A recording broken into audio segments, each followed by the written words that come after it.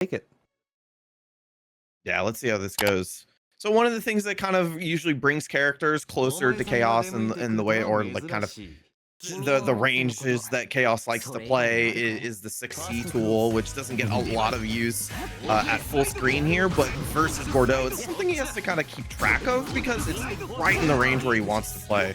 So we'll see how he gets around that. It's also a very effective tool at the ranges that Gord can be a little bit weaker in, so DFA can potentially get a lot of work out of it. But right now, they're getting a lot of work through this basic pressure. A good 2C counter hit with a little reset, though, from LOKKY. Gonna give them the first big lead into the set.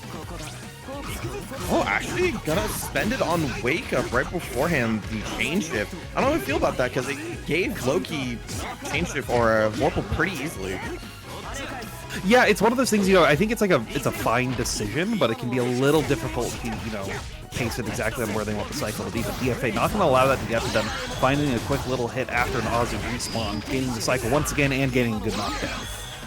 Oh, all right, we have Seth. Nice, and just going to interrupt in the middle, not bother. There's a couple of spots where you can do that on Gordeau Super, but that's going to be first round goes to Calamity. Yeah, Chaos actually has a little bit of an advantage of it because, like, Aussie being able to hit, you get to control an Aussie hit, so during the exact window, you don't even have to do any of the normals. You get one of your best starters. It's into a very, very comfortable position for them. A good VO from DFA, recognizing that's not that safe. Yeah, jumped out of the air, 4 million. That's a pretty big hitbox in the air. Woo. Yes. Yep. Trying to keep the pressure up. And right now, this is exactly what LOKKY wants. Just keep them in the corner, stay right outside of that 6C range, and then punish them for it, for trying to catch everything. But full charge 5C, cash out into a nice 3.4K. This time way earlier in the cycle, so I like this CS way more on Wake Up, but still got opened up, unfortunately. Probably gonna be able to clean this up. Yeah, has to spend the meter, but not going to mind as we tie it up. Yeah, I think it's a reasonable meter spend, like especially with, you know, how much game there is in UNI2. Like cashing out at the end of the round is definitely always worth it in my book right now. But DFA gonna be cashing out with this big hit. Oh wow, actually I woke up with it. I'm very surprised.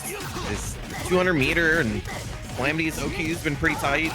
Worked out though, and take him all the way to the corner. One Vorpal out of it as well, so this is a really, really good spot for LOKKY. Oh, and it's an even better spot for them getting that big counter hit with the portal slide, but drops it. Oh no!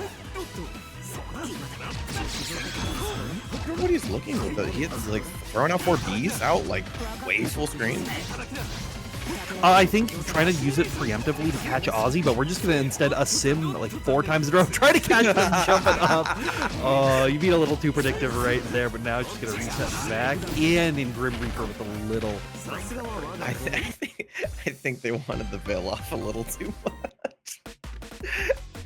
Oh man, that's pretty funny. Yeah, LOKKY's doing really well at creating space traps that feel like they have opportunities for DFAxCalamity to kind of like struggle in a little bit. We saw like the startup of 3C, or sorry, 6C, and it was like perfectly timed for LOKKY to beat it out right before it actually got to its active frame. So that's one of the things that LOKKY's doing really well. And notice that from like he had a dash C comp or a dash C setup that didn't work out. It was like good, and like I'm glad that Calamity didn't like press into it, but like that it's very clear that that's his game plan here. Right now, LOKKY not needing any of that as they've just been finding all these constant big counter hits, finding these grid breaks, finding these sims. Uses the CS as well to be able to cash out. Should be able to take the round as well. No, yeah. Yeah, with the scaling and everything, I'm not sure that Grim Reaper would have taken it, and if it was IW for sure, but didn't get the meter for it. It's not like it's gonna matter. LOKKY's gotten every Grim Reaper right in this second game so far. Yeah, and they found another one at the round start as well. Oh my goodness! Oh no! The Gordeau player starts feeling himself. This is what happened. Yeah, DFA's like, okay, I just know you're gonna Grim Reaper here. I'm just gonna try to play around it. Instead, getting their turn, finding the opportunity. I really like that Aussie crawl to get a nice side swap right there. Should be able to find a good knockdown set once. Well, we'll cash out. Oh! I thought he was too far. God, it always surprises me its range. It's a little bit farther than all of the other command grabs he has. Ooh, there it is. The 6C finally rearing its ugly head, and it's going to take a round for Calamity. We've seen it come up a couple times for Calamity where they've been like right at that 60 range, but it's always been like counter hit trades and not really working for them. But now finally getting that hit and landing the exact setup that they're looking for should help them turn the tides, and they're now catching on to Loki's aggression as well. Okay, you're going to keep pressing on wake up, you're going to keep trying to do things to get out. I'm just going to keep counter hitting you with moves again and again and again. Yeah, sitting in a really good position here. Loki only got their first 100 meter and gonna spend it to increase the pressure after the mortal slide and taking him to the corner. As they're turning out, DFA also looking for that active defense like Loki is, getting caught with the 5A. So more good 5A. Safe jump, a Sim CS once again. Ooh, tried to reset on it too. Not a bad idea, all things considered. That probably would have won the game with how much meter he had. Still gotta worry about that 200. Pick it up. Oh, they're gonna. No! Oh yeah, an IW. We mashed it out. Yeah, we had been seeing Loki go for that like same setup again and again and again. Just overhead 2-2A, try to keep it safe, try to go for the reset. And I think DFA was like, you know, I'm not letting it happen again. I have the meter, I have a reversal I can actually use this time, and found that full punish. Yeah, Loki was definitely fitting a lot of 6Bs into their game plan there. Even and for Gordeau specifically, it's a really freaking good overhead. Not just because it goes forward and has a great combo off of it, but because also the character has aiming 2-2A, which is also extremely strong, and plus frames as well. So like you just get to keep your pressure going afterwards if you don't beat the gap between 6B and aiming. So it's like it's rough, man. And so you can understand why a Gordeau player would constantly go for it, but Calamity made a really good snipe there with the IW and ties up the game count. Yeah, another like big thing is that the ranges that you see Loki doing it, they can also be going for 2B or they can go for space 3C, and that really gives you like a lot of potential force and be constantly looking for the high-low. Now, DFA finding hits after getting hit of their own in the beginning to be able to get a good set right here. Once again, you go to the left right. Yeah, Loki's been fidgeting a lot in the corner here, and oh, Calamity makes a great read on the EX Grim Reaper. That's a big win here, especially going into this last knockdown without, oh no, not gonna need it. Yeah, with the CS and everything, gonna take it. Yeah, like you said, they were caught fidgeting in the corner, and they keep trying to do things to get out of the chaos pressure, which is fine. If you kind of just decide, okay, I'm gonna block out on the chaos, they can do a lot of very scary things, especially with the new force function. So I definitely understand the process to do it, but DFA has just been getting these reads as the set goes on further. Plus frames. So smart. Again, a lot of great blocks on these 6Bs. Try to catch with the 2B, but DFA had the CS right there, able to send Ozzy out. Plus frames off the... Oh, woo! I like the idea for the guard thrust there because it's a plus frame situation that Gordeau's love, but no punish from Loki really hurts. But a big counter hit 5C may not need that punish. We'll just instead ascend you into the corner. DFA just rolling out saying, hey, I don't want to deal with this. You gotta hold on. I'm gonna spend 100 on it, gonna get this really nice knockdown in the corner. See, Calamity's keeping it really simple. Well, I think sometimes you have to do it. You have to keep it simple until they represent that, hey, I'm able to get out of the simple stuff. Just like that, finding a big CS and then finding one last bro combo to tie it up. It's match point. Yeah, Loki staying a little bit more calm in the corner there, and it definitely did a lot of good being able to fight out and get a hit.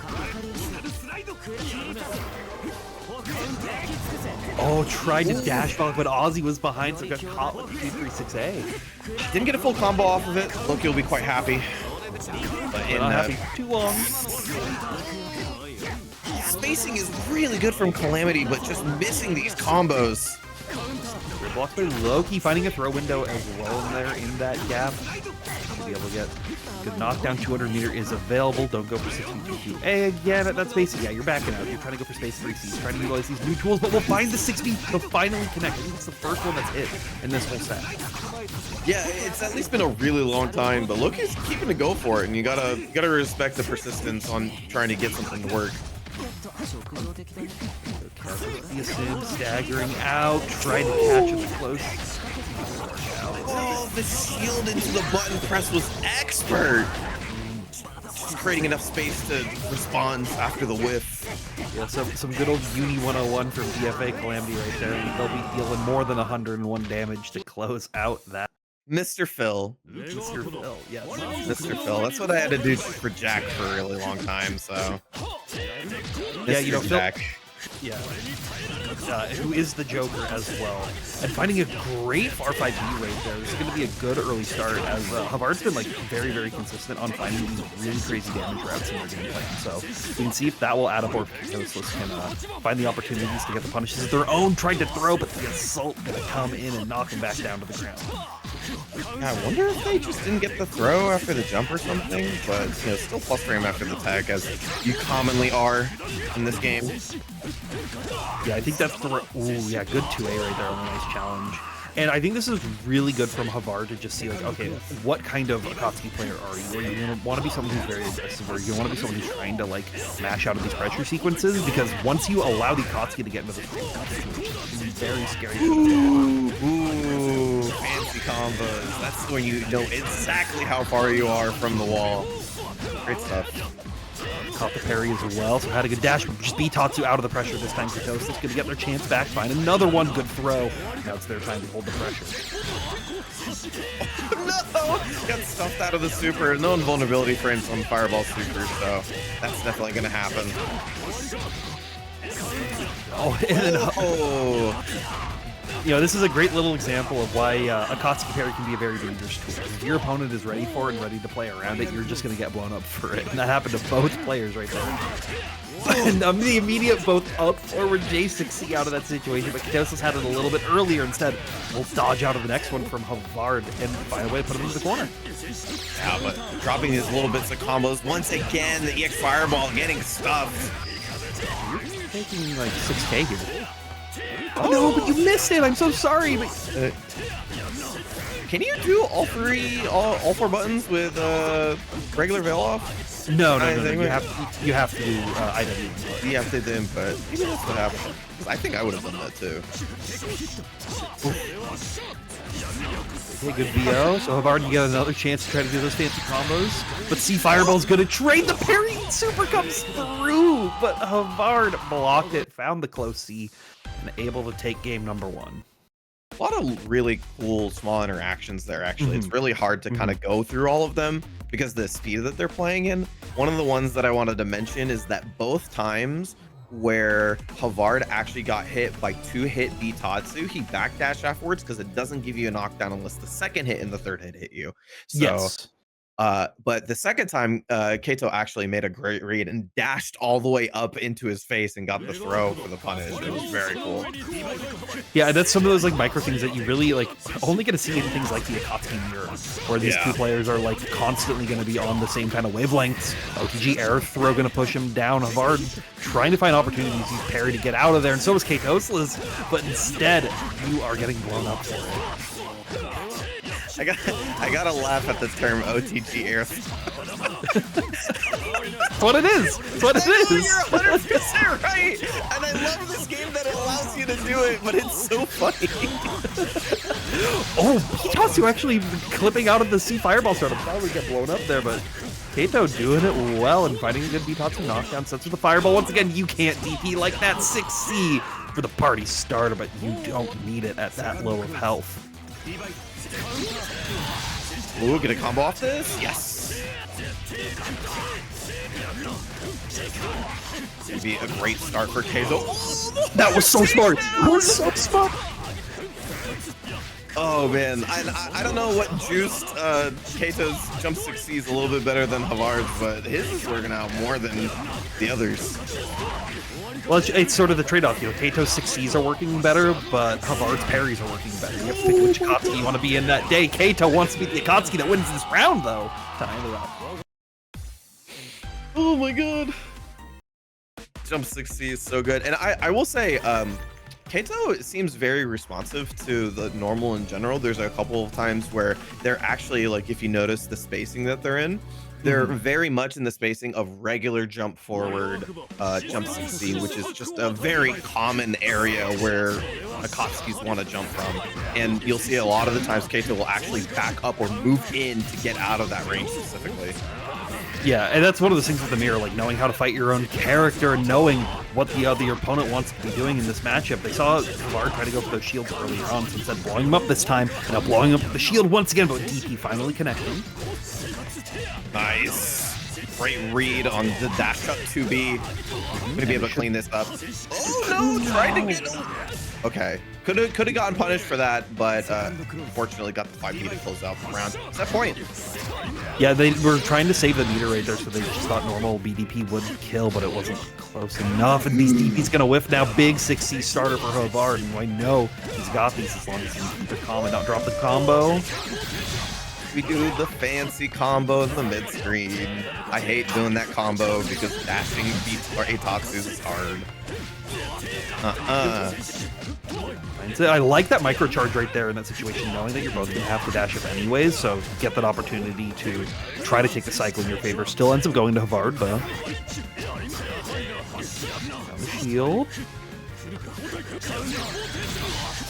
Good start. Yes!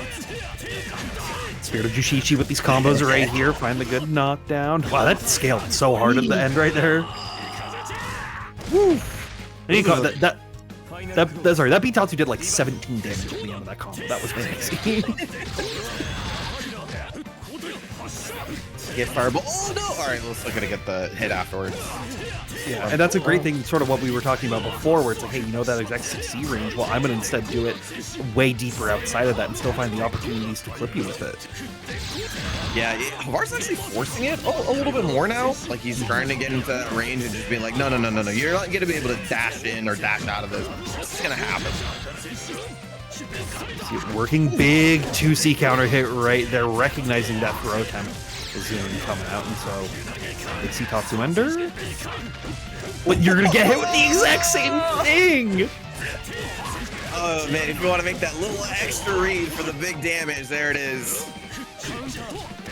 And yeah, just a quick little 2A check right there in the post. Yes, but you can't close it out. See, Fireball still gives you the win. One left, and a nice shield right there. Now, I think that's a big thing that we saw towards the end of that set, is the players recognizing how much they were both wanting to go for both 6C and... Yeah, I'd be like, no, not once. Only me. I deserve it more than everybody else. Let's see it again. Let's get a run back with it.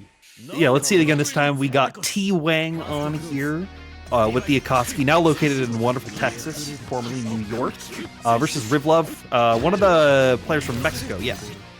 On the set this time, and now you're going to see, hey, you know, I know how to deal with your range, and I know exactly what I want to do, and that's stay constantly away from it and constantly try to mix you up.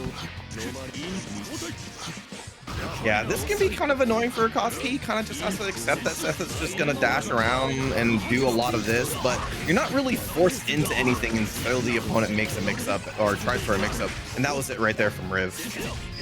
Great use of the 5A, and I love that. Just find the 5ABs on those saucy hits just so you can make sure you gain the grip control to keep the cycle under your favor. The Riv shielding a lot, so we'll end up going to them. I lied, sorry. Full charges. Get it. Nice, get out of the unblockable.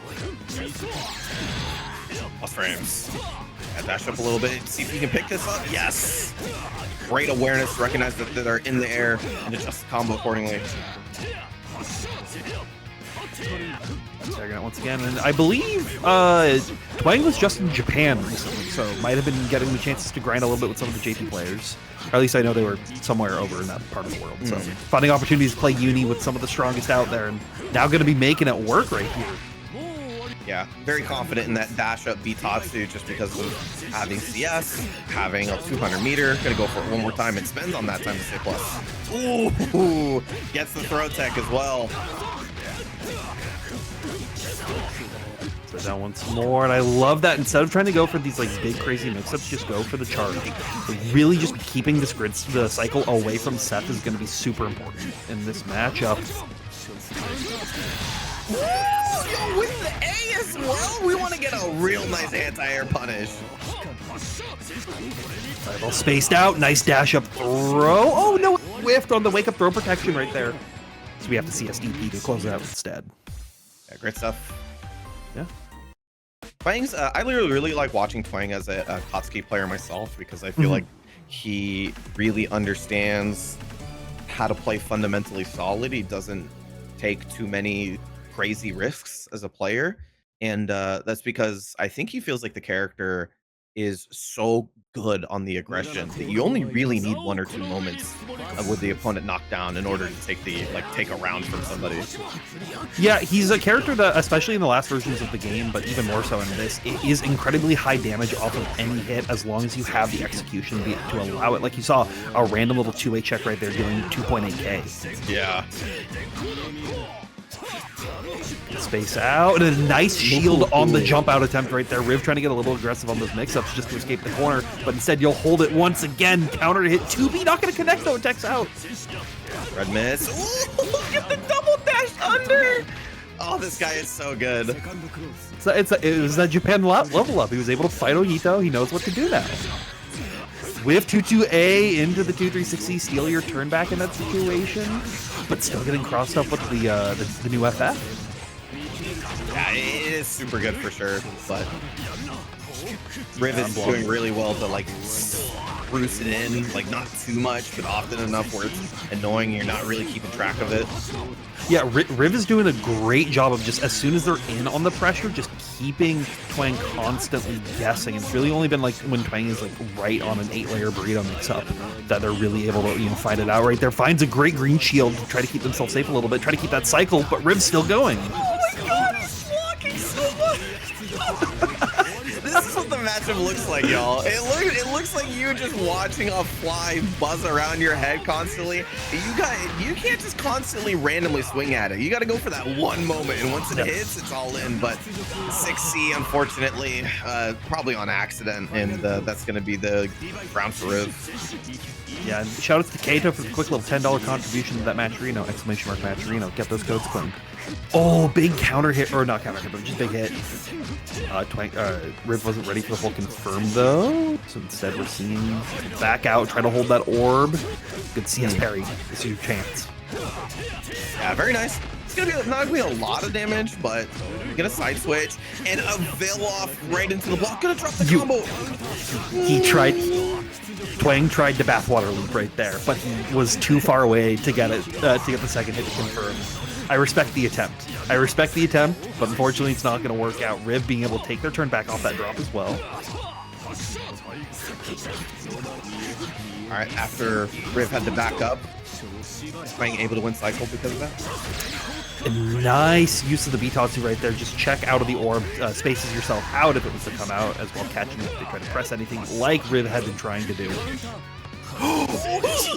No, it's only one hit, so he wasn't able to get the kill. Oh no, he didn't get the punish! Yeah, and now you have to hold the dive CS right here. Shouldn't deal enough damage to close out the full round, but one more touch afterwards will do it. Riv has to be careful, though, that they don't do anything too crazy. Good blocks from Twang, and the dive connects, this time with meter! Oh, you finally block the cross-up FF, and then he cancels it. That's the real strength of it, is not only does it have this wonderful built-in cross-up, but you can also cancel it into a different mix-up or keep yourself safe or throw the opponent for another loop. Yeah, that's... Sorry, it's just exclaiming that Twang's drop was really hefty there, being able to give Riv another chance. Yeah, that was the round for Twang right there, as well as like missing on the second hit of the DP and not recognizing it to catch with the falling normal because of the counter hit state. Just an unfortunate situation all around, but Riv gonna take advantage of that and try to use it into this game, but Twang finding these hits, trying to show, hey, I gotta make this comeback. All right, do nice combos when you don't need to. It's okay. I hate the dashing Eitatsu combos. Like 6-6 and then quarterback is such a difficult input for me. So but that's where all like the max damage combos exist for this character. So I'm impressed with Twang. Speaking of max damage combos, we're getting a nice one, little right off that nice you know, TPCF situation right there. Big block. Let's do it again. A. Okay, no, we're going for real combos. Not doing any of the crazy stuff. We want to guarantee the round right here. CDO, Fireball, Kaoki, Shine. Close out 6K? 5.4. I never know with this game. I never know with IWs anymore. It's all and capitalize on the max damage whenever they can. You know, you might not see it as much in this matchup coming up because we've got Boston Blue Beats' own Defiant out on deck versus Phil. Yeah, Here on now in the top 8. I like watching Havard because he really looks like he's the type of player to really frustrate your opponent. Like a BDP on the first, you know, reset situation is the type of thing that most players would actually get hit by, but Defiant knows that, you know, that's something that Havard will do. They've played each other before. Yeah, and this is Defiant also on like on Kuon, which I am a little surprised with. I thought they would be, you know, more committing to either the Lawn or the Hyde, but they want to just keep mix-up city happening right now. Another one of those matchups where you have to constantly dash block because you can't really toss fireballs. They're just so susceptible to getting snipes from Kuon. So you really just have to kind of throw your body in and guess with your health bar. Yeah, but life as a resource is, you know, a very valuable tool in Uni, a lot more than I think what a lot of people realize. A flash kick into C ring, steal your turn back. You saw Havard expecting that kind of reversal out right there. Good VO? Wow, VO of all things. Yeah, but then Havard went for the parry afterwards, and they just immediately tried to reset their own pressure. You're going to get that VO bonus with the IW at the very end. Nice 4.5K. Yeah, and especially because VO gives you increased crit gain, it basically won them the cycle for free. All right, good space out, but Havard not able to fully capitalize, just really trying to shield, trying to, you know, steal their turn where they can. Further out, big jump J6C, but not able to finish their plate, but they'll find a 2-way. A dash of 2-way of all things, reading out backdash after the tech. Dropping these combos And the flash kick came out. One thing I want to comment on that was like, it was very quick, is I was trying to figure out, it's like, okay, Havard, why do you keep parrying on all these wake ups like again and again and again? And then when Defi threw out ring and then it went for flight mix, because of the special cancel you get off it, being able to go parry DP to get out of those mix situations where other characters can't is something that's super beneficial in this matchup. Oh, okay. We're done. We're done playing regular, normal, neutral here. It's not Phil anymore. It's Mr. Mianus coming up on deck with the Tsurugi.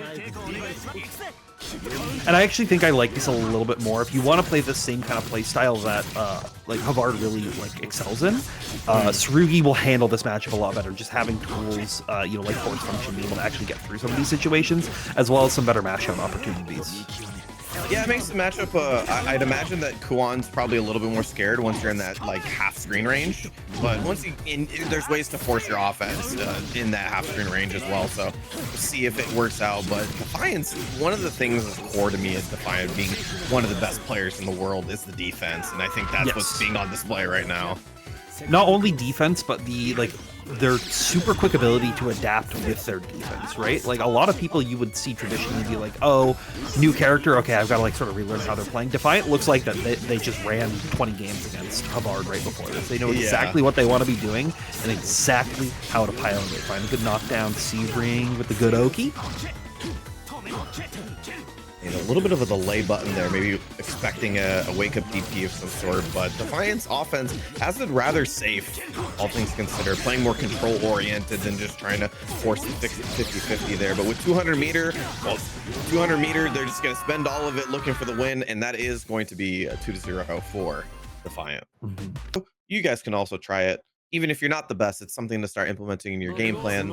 And, you know, if you're like me, the emulation is the start of progress. So. Yeah, absolutely. It's one of the best ways to learn. We can see if these players will emulate, you know, their way to victory here. DFA back on that chaos. No character swaps Twang. Now trying to make that run back that we saw just briefly on stream. Getting Akatsuki win once again. chasing down after the A fireball. Ooh, there you go. B-Toxin starter in the corner. Good route once again, gets the charge, be able to try to get in a little bit of that grid control as the cycle goes later down, but a great jump out right there from DFA, recognizing that they keep wanting to go for fireball resets, and punishing accordingly for it. Yeah, it's a very common pressure tool for Akatsuki in the corner, so it's a great read with the assault. And I really like this from DFA. You saw on that left-right, they just spaced out super far away, expecting for Twang to be going for the parry right there. And that's great recognition to show that they don't want to do that. They want to go for more aggressive options like VO, and they can plan accordingly to blow them up for it. Yeah, when you're Chaos, you can let Ozzy do the dirty work. You don't have to be doing anything there, so great way to read the VO without having to commit too much to it. Down once again, trying to go for the mix-ups, but Twang just shielding out right now, holding these blocks, but you can't block forever. Ozzy finding that bite on the backside. Nice throw tag. On the dash up too. Big 6C, yeah, this is also a big tool. Like we saw the last time DFA was on, like 6C has just a spacing tool, but utilizing it as a way to destroy those projectile resets is super advantageous. Cross up once again, DFA getting a perfect to close out the first game.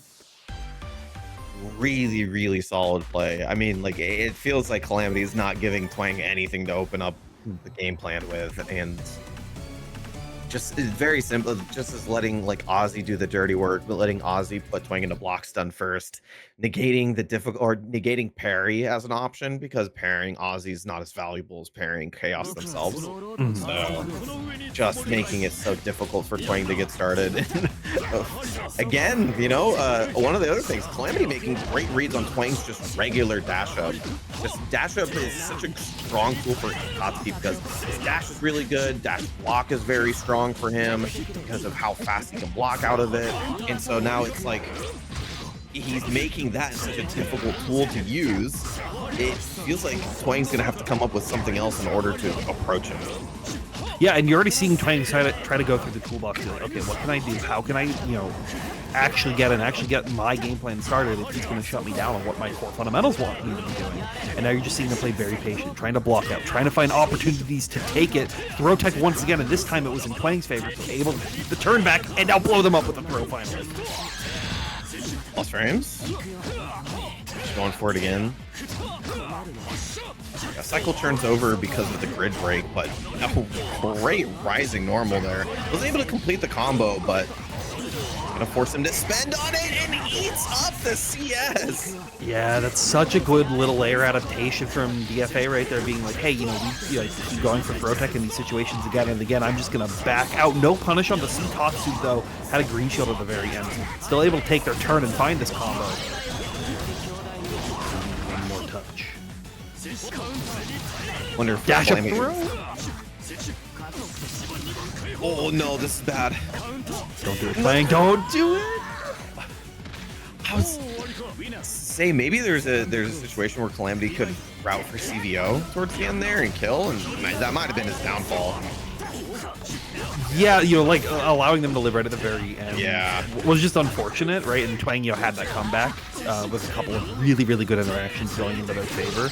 But it's one of those very hard things, a bit like slowing your combo down to take CVO into your favor. But everybody's able to react for and be ready for. Calamity still with Vorpal on their side for a second longer. Doesn't get the chance to use it, and Twang gonna use it immediately. Clear Ozzy first. But yeah, that's nice button press right there. Now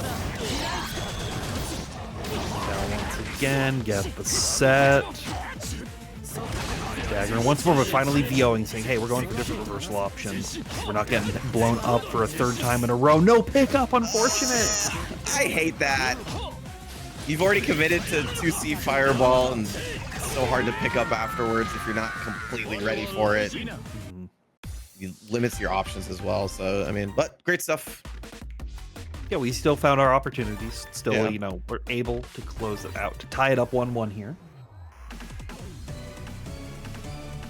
We will see who is able to take it up. I really like these adaptations that we're seeing from Twang come up in these later games, like you were pointing to earlier, with the like super like fundamental, like just very conservative play, and trying to figure out like, okay, how do I defeat you specifically, my opponent? What can I use Akatsuki's tools for? And we were seeing a lot of shields come up from DFA in those last game, so I think Twang getting a read on that and now just trying to grid break them so they can keep control of that cycle. Yeah, I'm really surprised, honestly. Twang's gone for that dash up throw often, and Calamity beat it the past 2 times, and now it's working way more. Yeah, it's, you know, I think one of those DFA thinking like, okay, they're going to move past this layer, but Twang wanted to reset. They want to stay on that mindset right now, and they are winning this game right now with just throws and chip damage. Oh, I love it, dude. Akatsuki's my favorite grappler in the game. Oh, the flashback on crouch shields right there in the corner. UNI player Morse code happening. So they both knew what was going on.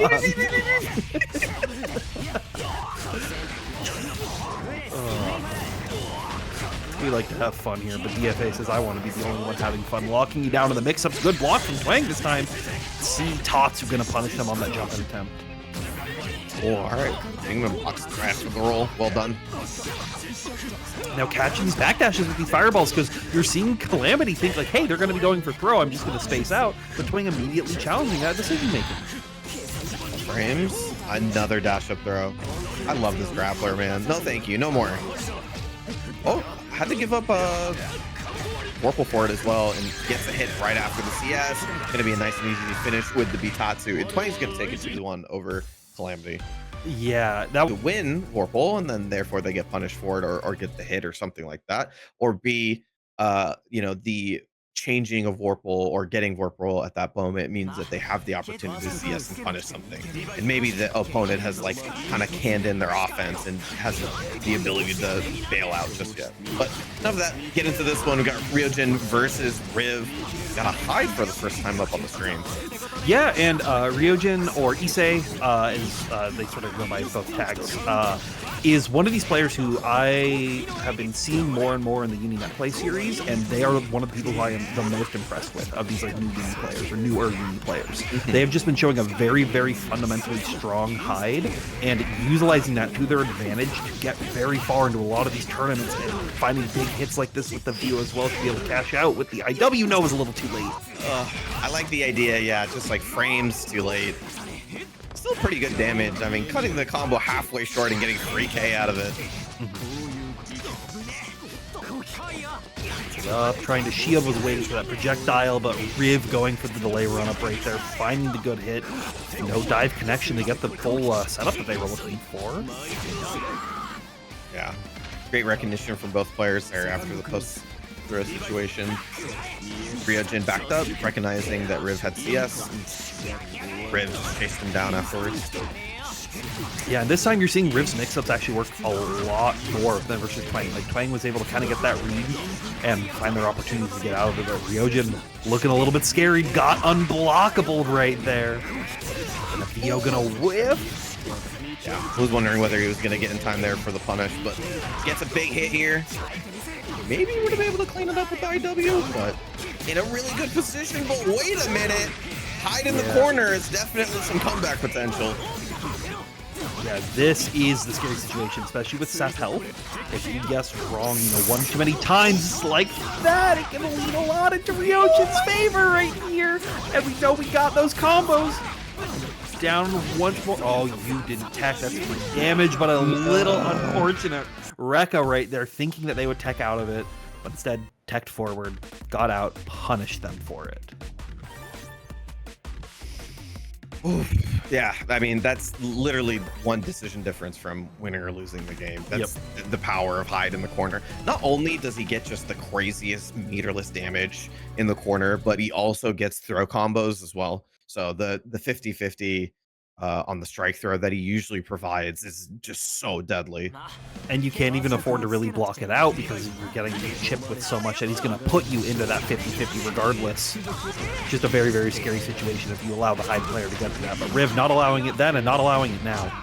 A little bit too far for the command grab dive, but didn't get really punished for it. Another jump to C working out for Riojin.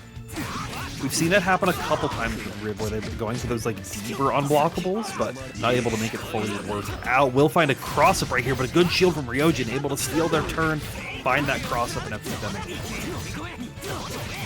Yeah, really good position to be in, but we do have to worry about the CS on the side of Riv and doesn't get the opportunity to use it. Yeah, just got hit raw with the mid right there. Allowing Riojin these chances, create these big opportunities. And you've seen Riojin just play very, very passive, trying not to get hit by these orbs, but you're getting hit by all of them now. Oh, that sucks so much. You didn't get a combo of anything, but just like dashing across them right when the fireball hits. And finding another big crossover right there. 63 gonna knock him down once more. Not cashing out with the 200 meter we have on deck with the perfect. We just want to hit him with that B dive one more time for another perfect. We're looking to close it out real quick. Yeah, I think I like the idea, only because Riojin wasn't really responsive to the previous 2 V dives. Even the one that was lift kind of only ate a 2A, so he feels very confident in using it. And you're seeing it happen right there, where you see Riojin be like very scared of the orbs coming out to try to punish those dives. Kind of wait for it to come through. VOs this time, gets rid of the orbs, gets rid of the dives, and finds a big grid break. Let's see if we can cash out with this VO this time. Yeah, gonna do it a little bit earlier this time. It's still gonna get like 60. Oh my god. Rarely do you ever see a Shoto style character just drop the damage like Hyde does, but that's one of the reasons why he's a super strong character in this version. Mind you, that combo could have still gone on. That walk forward he did could have been a 6-6C into like DPCS CDP, but it would have scaled. It was going to scale a lot to not close it out. So Riojin just wanted to get that last little hit right there. But that's Hyde. That's Hyde Keto. Ooh, God, it really is.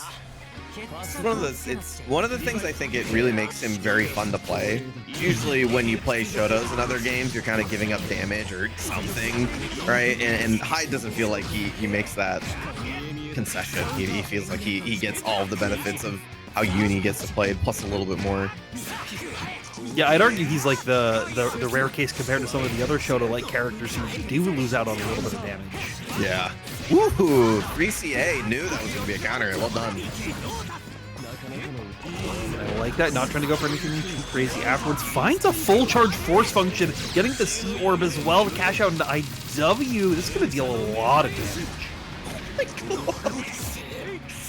Not done just yet. Here we go. Trying to go for the mix-ups. And you're gonna have to find the grid break at the very end. Yeah, dash C Tatsu there, kind of a reach, but it's kind of a cool idea. Sometimes it works because you've been seeing a lot of like Riv like try to go for like the cross up into recross up back, so catching them out of that. And there's also like you can OS it to buffer a DP input if they're above you. So. Oh, that's cool. Okay, I didn't think about that. That's very neat. Yeah, just like side switch OS and kind of you get one or the other. They're both pretty strong. And you're seeing it like that, you know, once again. That time had the reaction CDP, but if that was a cross-up going through instead, you just do the same input. We'll catch them both ways. Sunday, 2-2C gonna keep them safe, but not able to make anything big happen with it. And a big anti-air. Like dash 3C 3 times or some nonsense. I mean, it's so good for this matchup, right? He just creates a big wall for Seth to try to climb over, and it's so difficult because 3C hits the sky. Great recognition right there. Seeing in that quick little CS situation that the VO was starting up even after a little bit of a scramble and should be able to kill right at the very end. CDP to close it out for Riojin. Was looking a little scary with the different layered of mix-ups that you are able to bring onto the table with her. Yeah, she seems like a character that probably do with a little training mode ingenuity. I think the core is still pretty solid though. I think stuff like dash C is like incredibly freaking annoying to deal with, and she can play at 2 really weird ranges. So we'll see how that plays out. Keito's just keeping the aggression right here and gets the combo off the fireball. Very nice. Yeah, and this is sort of a prime example of one of the problems that Kaguya does have is her defensive options are not the strongest. So when you're playing against a character like Akatsuki, who's able to keep the rush down to the nth degree, you got to use systems to get out. And when they have those right reads on you, it is going to spell danger. Throw, giving him a pretty good grid lead here. Good shield on the air, and right, they're able to steal their turn back. And just catching out on these green shields of these J6C attempts, being able to turn them into guaranteed grid break situations.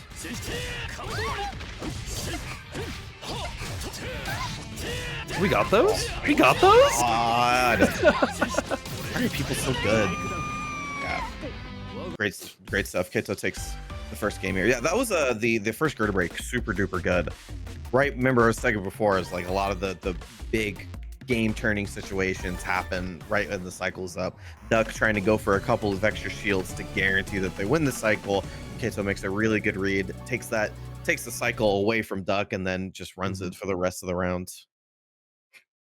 Yeah, excellent stuff from Keito right there. Let's see if Duck, can get their game plan going a little bit more, not allow Keito just to get these early big hits, these early dash-ins, and try to make the Kaguya pressure going. And we're seeing it now a little bit more.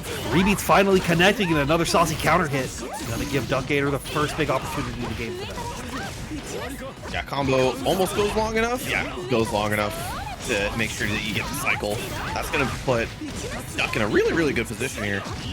Yeah, grenade mix once again. Nice air dash, but Keito blocking it out right here. And J6C gonna jump out and connect with it.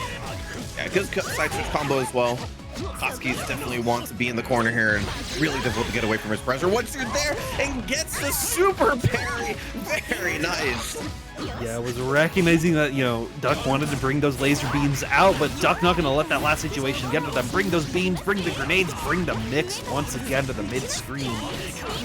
Are you dead? Oh, you're dead. Ooh. All right. Oh, okay. Wow, okay. That did 5.5. Oh, big shoutouts to Indy Eric for the $20 contribution to that match arena. Match arena. Claim those codes. Donate if you want to. Ooh. Yeah, fireballs didn't cleanly hit, so wasn't able to get a combo off it like Keito wanted. Solid knockdown, gets the microcharge right there. They saw the red mist and were like, oh, I'm gonna parry, but didn't look through the mist to see that it was a throw. But instead, it's not gonna matter too much right there. Finds the C fireball connection to get the side swap. OTJ air throw one more time. Finds that green shield on the J6C again, gonna punish him for it. Make this a very scary situation. Good tech out for Duck and a good confirm. No, almost got the combo, but the dash of DP was so sick. It gets hit. Yeah, that's gonna tie up the round card here. Keito at that point. Yeah, Keito using that sponsor tag appropriately with 214B to close it out. Find another one to knock him down, and you're seeing Duck to be very careful with those shields. Not wanting to bring him out just yet. Has been getting grid broken a lot. Great challenge right there. I'm surprised Keito's been pretty good at those weird fireball corner confirmed. Just drops that one. Duck will take advantage.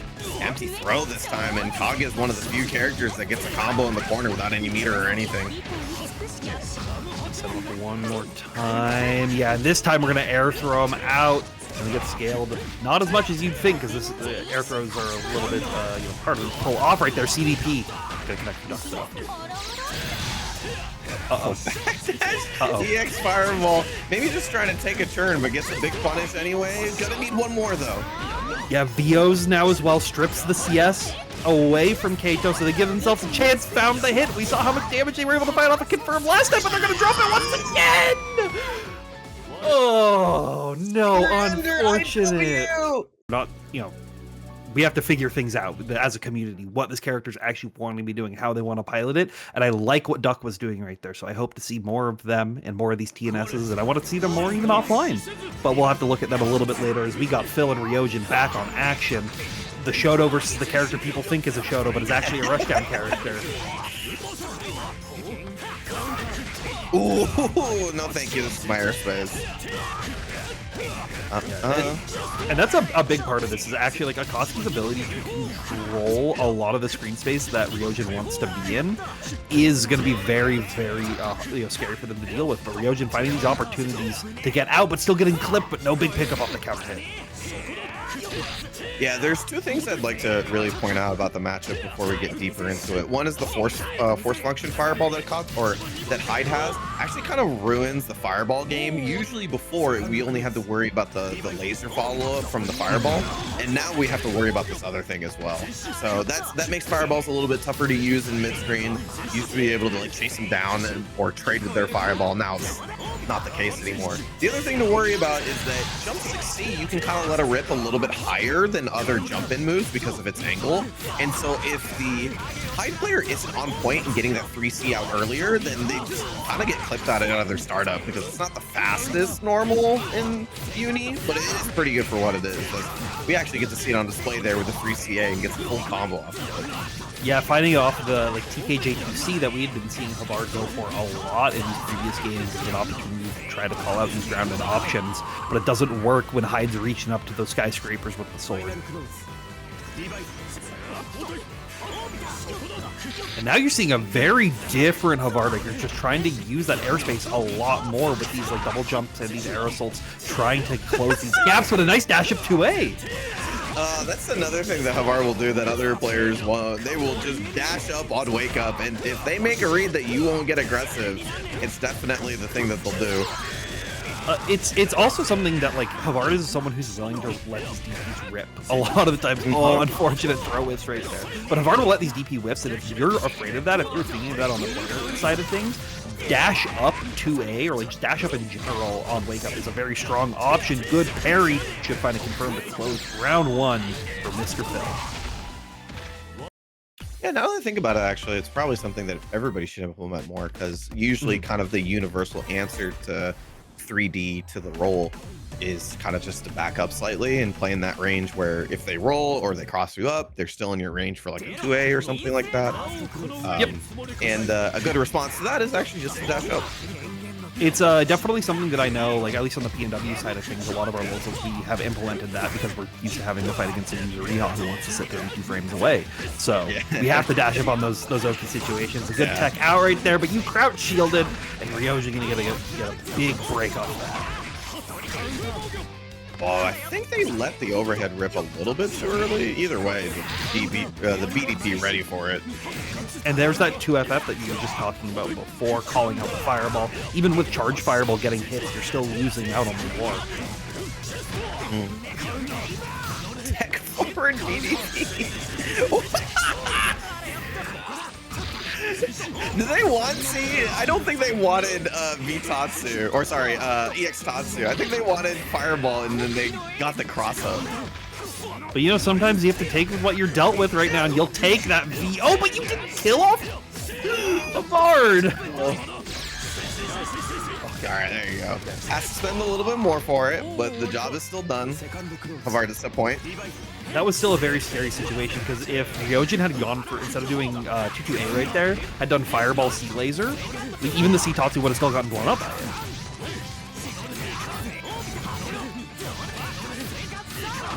Great routing. Right into the throw in the corner. You're gonna get some really good damage here, and yeah, you mentioned it before, he will let some of these rip. The immediate jump in, both players wanting to send it all the way down to Sunday. Great shields from Havard right at the very end, able to steal that cycle back. 2FF gonna work out, give them the opportunity to 6-6C in. Ryojin looking very, very, confident right now, but Havard is just finding these little hits right here and finding these micro situations that are adding up over time to really take these rounds. Yeah, both players sitting with a lot of meter here to try to close out this final game, or final round, I should say. Did you try to TK2C at that distance right there? And now you're getting blown up for it after 2 interactions? You're gonna get IW, this is gonna deal 6K. 6.4, I lied. That did and then he said no thank you. That did 1,000 bonus damage. Right, you have your own though, Havard. I have never seen that whiff, but it fortunately doesn't matter. On their winner's side, so we'll have to see if the same things can happen or if they can make that run back. And if they do, they'll have to go through the Akatsuki gauntlet to get back to Twang. Oh my goodness.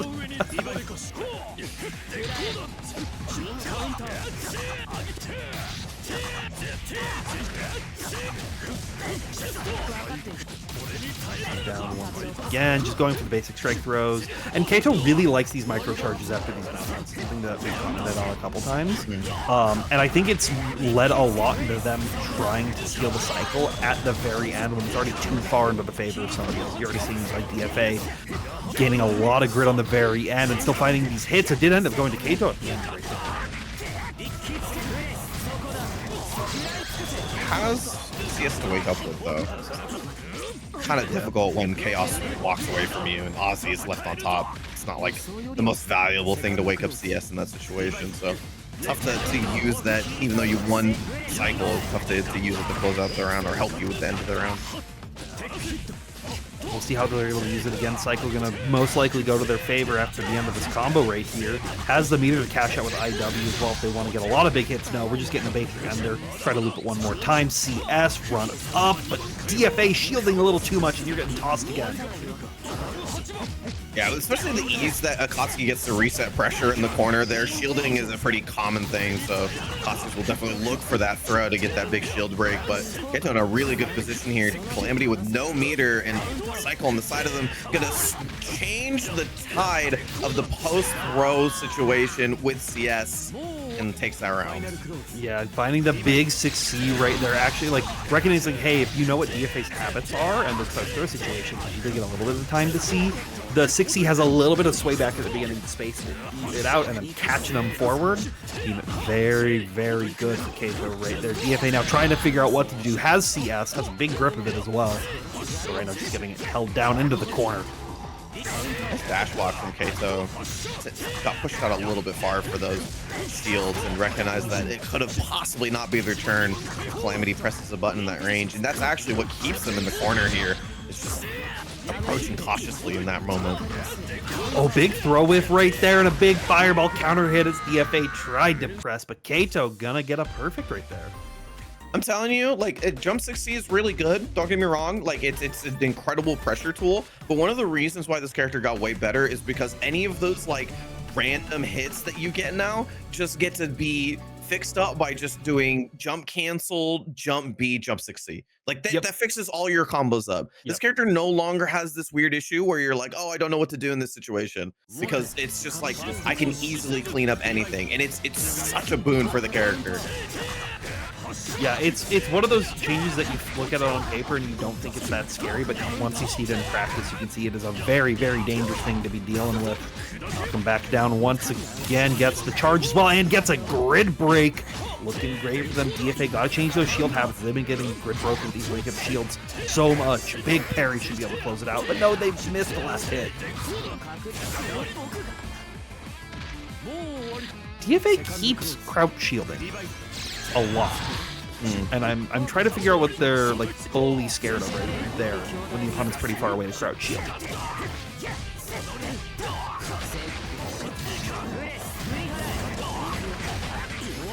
Knockdown here. Win cycle as well, big deal, and just a little bit of a stagger in their pressure opens up Keito. Good knockdown as well with the Aussie mix. Oh, and just a catch of the level 5A right there.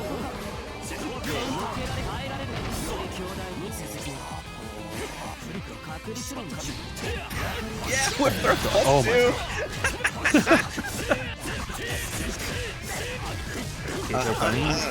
fighting to turn back into their favor now, and you're just seeing the green shield pushing them out, but you're at that spaced out range where that 60 will connect. You find a big counter hit, you find a big grid break, you find solid damage. Good knockdown. See Fireball, it's still your turn.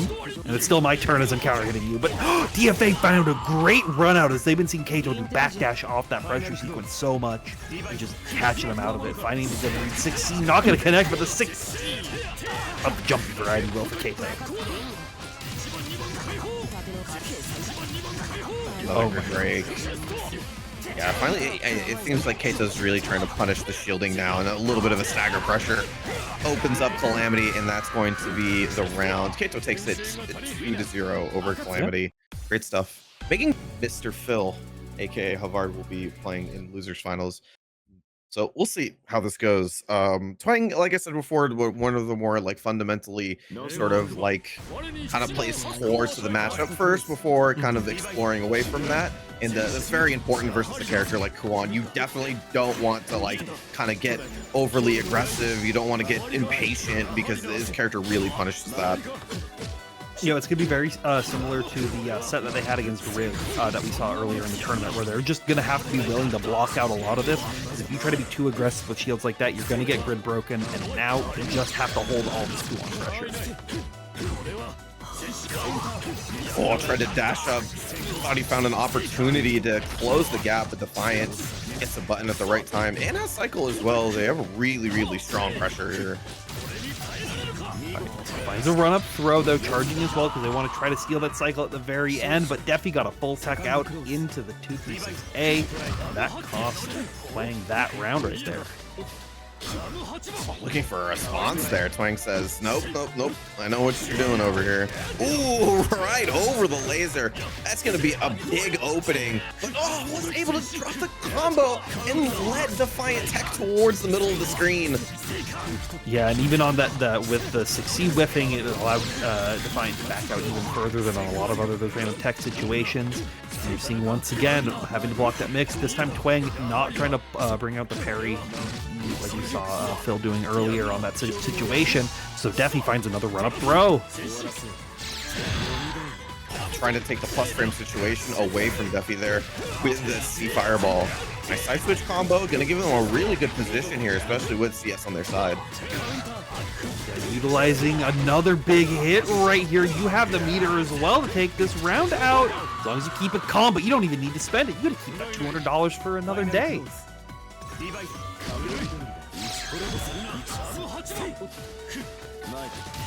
That was a very cheeky mix right there from Defi, like the faint whip out there, which could have potentially blown Twang up, but instead we're just dropping these combos, unfortunately. Another follow-up afterwards. Nice, using the A version that time, giving them the ability to cancel just in case anything happens.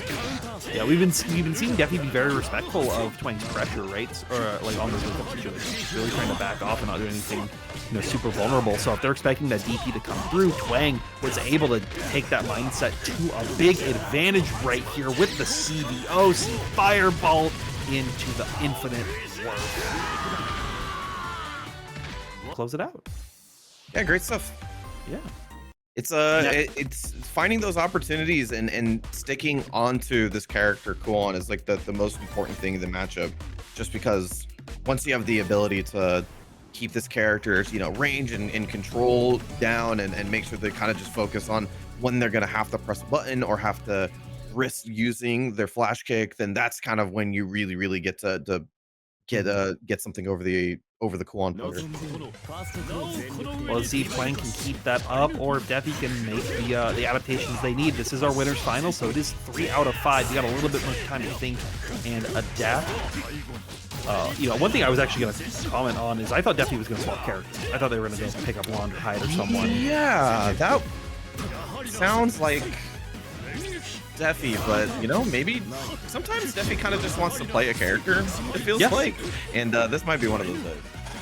Yeah, you know, use this. They're taking a lot of time right now after a little bit of a break to do just a bunch of ego prep. So if you need to know how Kuon plays, like you were talking about earlier, sometimes the best way to know how to fight against the character is to play the character yourself. Yeah, definitely gonna try to use that to their advantage, but Twang has just steamrolled that entire round. Yeah, playing with a lot of momentum here. But like I said before, I think one of the core fundamentals about Defi being like such a strong player is their defense. So something to crutch on when things aren't going your way. But really good position here, especially after. Yeah. Oh no, actually, Twang gonna win cycle here, so giving them the opportunity and earning some space. Oh no, using the CS right as the wheel came out, so it's gonna be all for naught, and Defi gonna keep going. They're going to be able to find another really good hit right here, but not the best Oki. The 2C gonna J2C gonna connect. Twang steals the corner back in this situation. Should have this fireball for the good knockdown with the air throw at the very end. Good blocks from Defi, but he can block the low immediately afterwards. Great position. Got to worry about the wake up CS. Yep.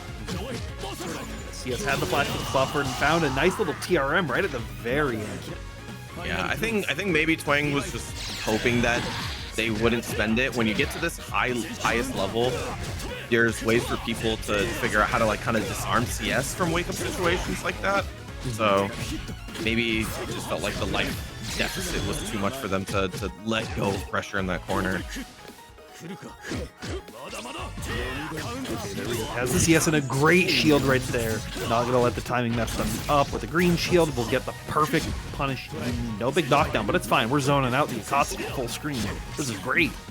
I should say that shield's such a risk because very commonly as well, Akatsuki will go for empty throw or 2A afterwards. So just a good read from Defi.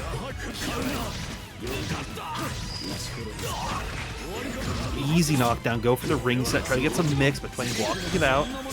Good dash blocks through. Do something here with the CS though, because you're about to lose it and proc them into Celestial. Yeah, just trying to anything for Defi to get a hit right before the cycle is. It's gonna be right there. He's not gonna have enough meter to super to finish this off, but a good position. Oh. Another TRM. Very nice TRM to get the win there. Yeah, I love Defi increasing the pressure there because they knew that if they got Celestial and get all that meter, that they were going to have a real strong opportunity to make up that life deficit. So tried to go all in and it worked out. Yeah, I really like that. It's a little bit of psychological warfare coming up from Defi right there. Give the cycle away, give them that very advantageous situation, but then know what Twang wants to do immediately afterwards and punish them for it. It was like so smart from Defi right there. Yeah, tying it up 1-1. Should remind you guys it's a 1-3 format for winners finals, so 3 out of 5 games means both of these players will need 2 more in order to advance to grands. Now good float mix right there, spaced out that you couldn't get parried at the very end and will instead get the good damage. Nice. Counter hit combo there. In a really good position. If they can finish this, is this gonna be enough damage? No, just needs one more hit, and almost Defi won't mind. They got the CS and get all the meter back for the super, so almost a free super there to close out the round. Yeah. For free? For free? Another run-up throw, not for free though. That cost you a little bit of mental damage right in there. Good shield, not going to be able to punish it. It's spaced out and safe, so it is Defi's turn once again. Catching him with a 2A though. This knockdown going again and again. Cash out with the IW because we've got that meter. We've got CS on deck to bring it back afterwards. And we want to go 4.8K. Oh man, the high wheel into throw. I hate it so much. It's that extra layer that makes you want to press buttons. But right now, Twang is finding the button to press, being 2-3-6-Z. Gonna get a good counter hit, good knockdown once again. And just keep the pressure up. Cycle in their favor as well, so they can make a lot of resources happen here at the very end. Not enough to go into Celestial, though, at the end of this, so we cash out early. Get to confirm into the super at the very end, so we have to guard first out. Oh, but they were dashing forward, so Twang wins cycle once again. The good position to be getting user right there. They trade after the whiff. GameStop trades though, it's all pretty even right here. Staggering once again, keeping it a little cautious. You went risky though, Defi, and Twang gonna punish you to tie this round up of game number 3. Oof.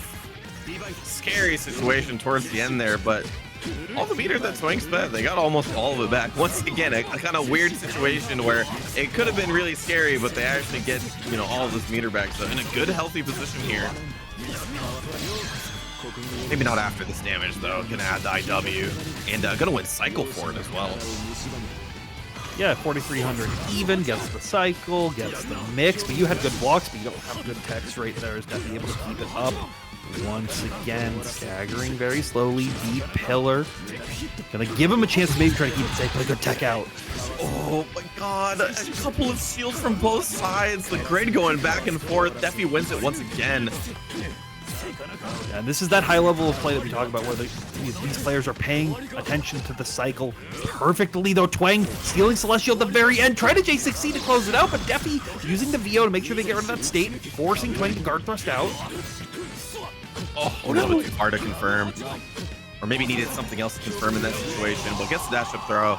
Defi going to take this third game here and only needs one more. It's been tough though. I will say one of the things I think is getting really hard for Twang is that despite being a character that throws out a lot of buttons and stuff like that, it's Defi's control over the grid cycle has been crazy. It's almost like their grid control is insane. Like it's something we're talking about, something you can see in like all their tournament play that they have. But they are consistently putting these situations into giving Twang the cycle and then punishing them for it. Like the willingness to give up the cycle to make your opponent use it in a way that hurts them is just like another layer that you have to be prepared for in these kind of matchups. Yeah, it's definitely one of the things. It's since Uni is one of the few games with like a neutral objective. It's you have to constantly think about how your decisions work on two levels. And you watch the best players in the world. It's very cool to see how they make those decisions. But I like to see Tatsu from Twang carrying to the corner. Was trying to get some Loki in the great position there, but Defiant switches it up. I love it. Oh, I don't know what the hell is happening. Better beat Tatsu. So Defi tried to go for the 6-6C ender, but I think ran too far forward. And I don't know if this is a character universal thing, but Akatsuki has a smaller body, so I think ran under him on accident.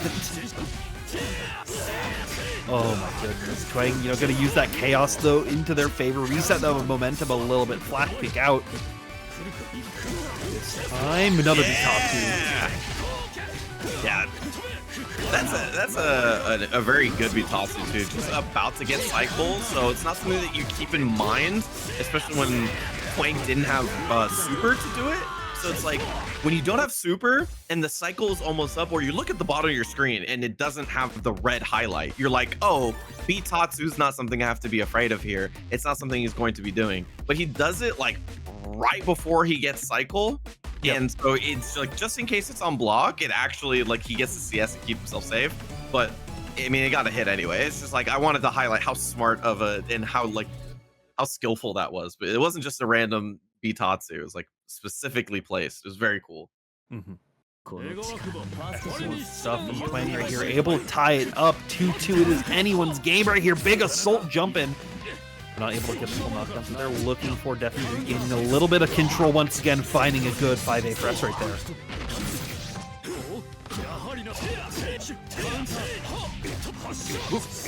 Nice. Okay. Oh, that combo's not easy. Very, very nice. KDP CS, try to steal your turn back, but a little trade going into the Defiant's favor this time, throwing you back into the corner, re-challenge out of Twang though. He wants to keep that aggression going. He wants to not let Defi stop breathing. Frames. Oh, goes low of all things. Hasn't used that one just yet. But, yeah, was thinking about Street Fighter 6 a little bit ago, and like, man, Duckator's pretty good. I might as well use his own button right here to try to close out that last round. Oh, those dash blocks, those empty dashes were so crazy. Oh my goodness, but Twang staying patient and finding a good reward out of it. Well, yeah, see, I saw the startup of the laser, I think, and wanted to stay safe on that one.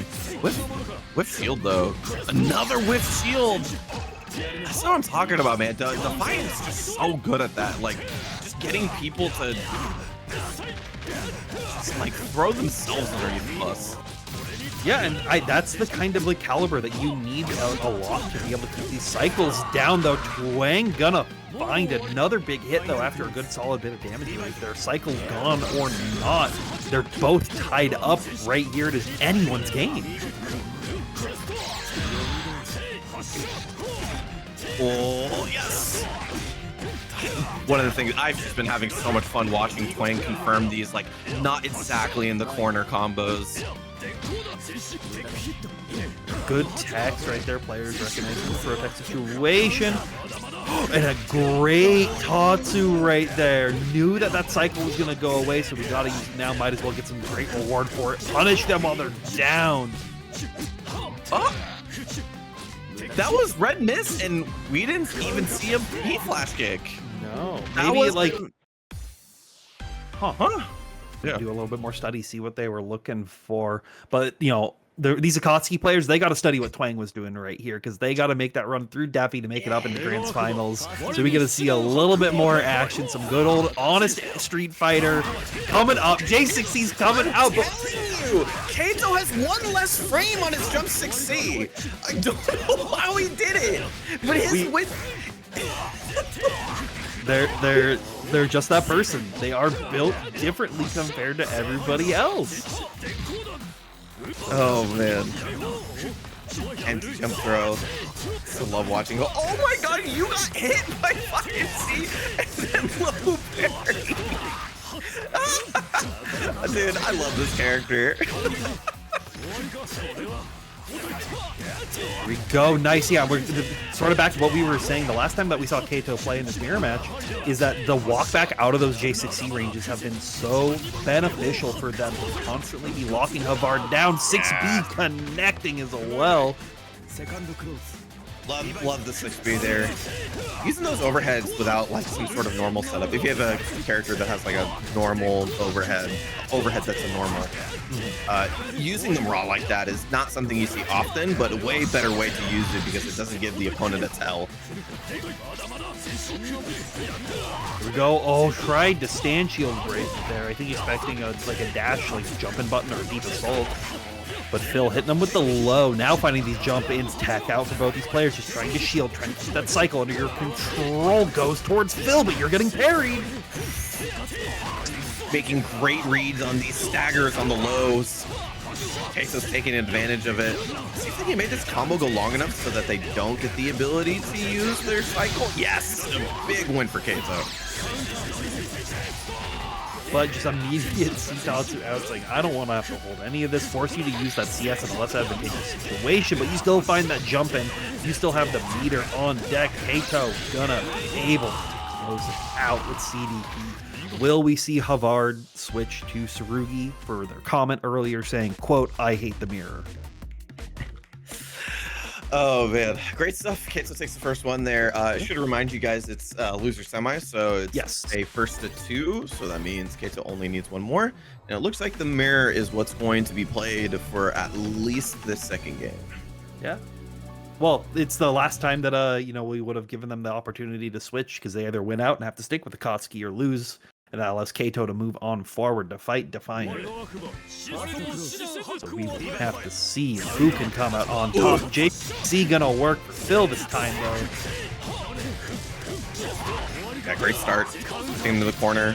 Start off with that close C, H+ frame normal. Great way to start your Oki. Yeah, found the hit off it, but had to go for the reset afterwards. So we're ready for that hit confirmed. Keito will now have their turn to go back. Gets the walk under of the J6C to get a good punish. Yeah, something I mentioned about Keito's game plan before. Just great recognition of that jump 6C range and getting in and out of it. Good VO, not a safe jump right there, and a great recognition of it, but 2H Shacks! Oh, you get that counter hit trade!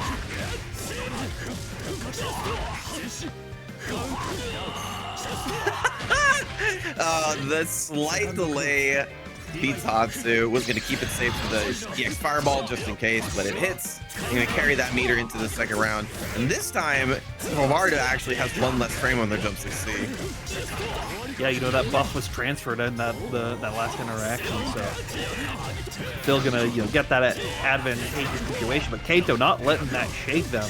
Still saying, I have the power, I have the strength, and I got the knockdown right here.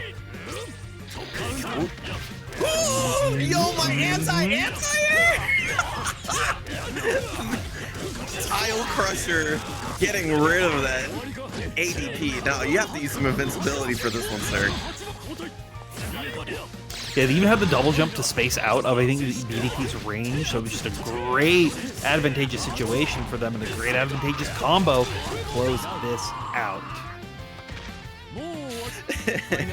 That's it. Keep that in mind after you see the CS freeze. That's so good.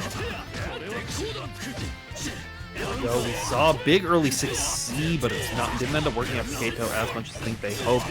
Instead, reset situation over here with that little tech, and Phil gonna find another good 5-8. Gonna use the C tosser here. Gets a really good knockdown for Oki. Ooh. It's gonna be close. It kills. It kills. No, it Oh, my channel points. My channel. Gets the dash up and ties it up afterwards. I thought for sure that even with that scaling, it would still kill because of the min damage, but no, that just got 8 up at the end. Yeah, I have like a mental note on where most IWs kill. And but my CVO IW note is kind of a little bit more freeform because of the scaling. It's again it feels like CVO IW never kills for one reason or another. You know, it's one of those UNI2 changes where it used to be that it felt like IW never killed and you had to CVO IW to get that extra supers to guarantee the kill. Yeah. But now it's the opposite. Yeah, maybe if they had the time in their cycle. Ooh, that was sick. That was clean. That was clean. That was deep into the layer of this matchup. Frames. Dash up afterwards and challenges it after seeing the CS freeze, knowing they're in dash up and didn't get a button press just yet. So that 5A, or sorry, that 5 frame 2A, very good choice there. And with the CS as well, uses the CDP to guarantee it. They don't want anything crazy to happen, but we'll recover a little bit of that cost. Phil sitting now match point, but Keito still has the opportunity to make these comebacks like we've seen. Big BDP coming out with a BDP of your own, not gonna work. Havard spaced out. Yeah, close B starter though, so it could have been worse, but still knockdown with EX Tatsu. Oh!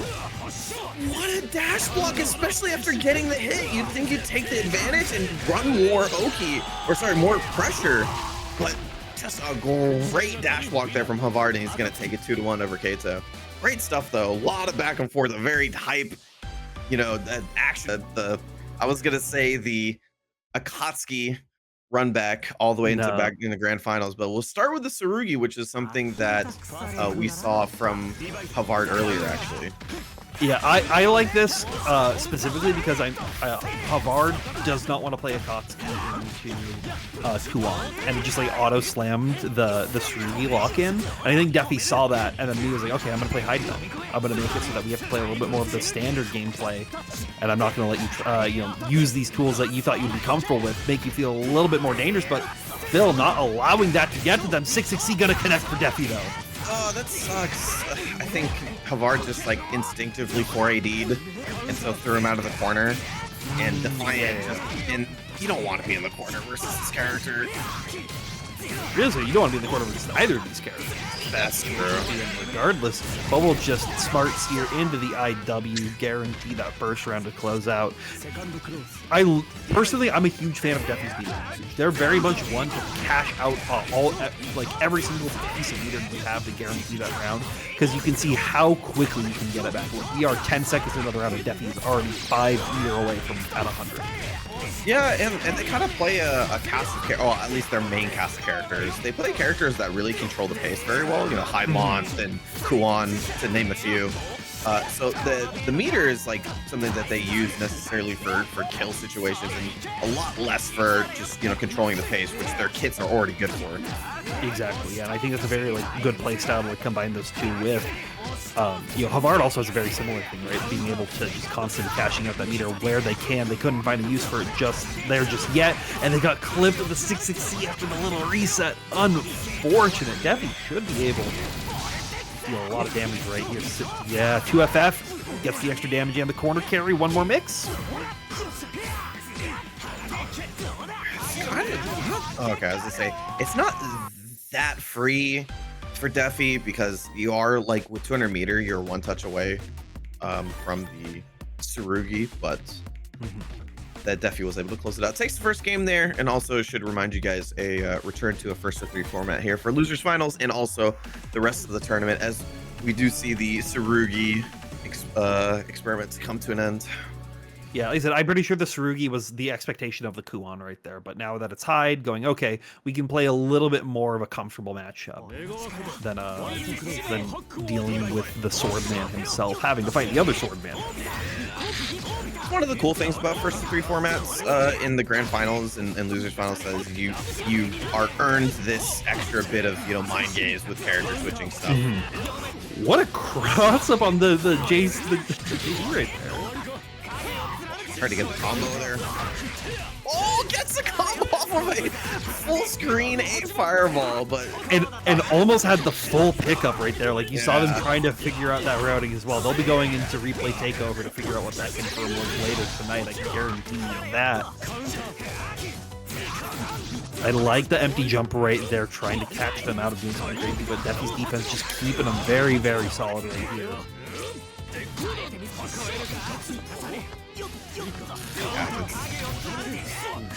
Oh, Fireball is just so good at controlling Akatsuki. Yeah, it really forces you to go for like those double jumps, like a soul follow up, or then doing like an early J16 trying to like catch them out. Yeah. But I think a big thing is honestly maybe getting hit and allowing the Hyde to stay into your close range, and then being able to utilize your faster buttons, like we saw with these dash up 2A checks right here that we're getting a couple times now from Havard. Good positioning. Defi has CS. Oh, found a moment to get it out there, and then gets a big 6 speed. Doesn't get the combo though. Kind of hurts. One of Hyde's better starters is that button. One more time. Nice parry, recognizing the 2FF, but not able to make anything happen off it. They parried a fireball, so they didn't get the strike afterwards. And so when they ate Tatsu, they didn't get launched. And I don't think he was ready for that, because you would have chose something different if you knew that that was going to happen. Once more, little shimmy right there, but Defi just wants to back out and back in with these 660s. Good backdash though from Havard. These players just constantly keeping out of each other's space. Can't find the pickup, so we just need one more little hit like that. Keep it simple, smart, steer, ender with the 5 AD. Oh, classic round start situation for Hyde with 100+ meter in the coming later rounds. The 2-2A in the super. Good dash block right there, but Defi prepared for it after seeing it now a couple times. Cycle does go to Havard though. CS, and now you're knowing that Defi wants to challenge in that situation, so we'll hit him with that dial crusher. I don't know if that was throw startup. Well, it covers throw startup and it covers like low buttons. You're just trying to challenge on like a dash block attempt or something. So it's a very good option. Cashes out with an IW as well, some damage. Celes are gonna connect. Yeah, that was the old issue, and Claire is dealing with that super as a fireball war. Now you got to worry about a bunch of other things. And yeah, most of the time, it's a hard thing to toss out of your brain, but like most of the time, it's kind of just not worth going through any fireballs in this matchup for that reason. But Defi's gonna go up 2, and if anything, even if Havard's able to take this game, kind of puts him in a bad situation, because then if Defi wants, they can just switch the Kuon into the later games and put that matchup that Havard doesn't want into them. But still has to go through the Hyde in order to make that happen. Yeah, but it's like those mind games that you're talking about, right? Like it's something that you have to accept when you're this late into it and you're making these character swaps to try to make the comeback. But Defi wants to keep this record clean right now. Baits the DP out, but the force function whiffs because they had walked forward a little too much. Oh, weird situation. Both players whipping their moves, and Defi's gonna come out on top.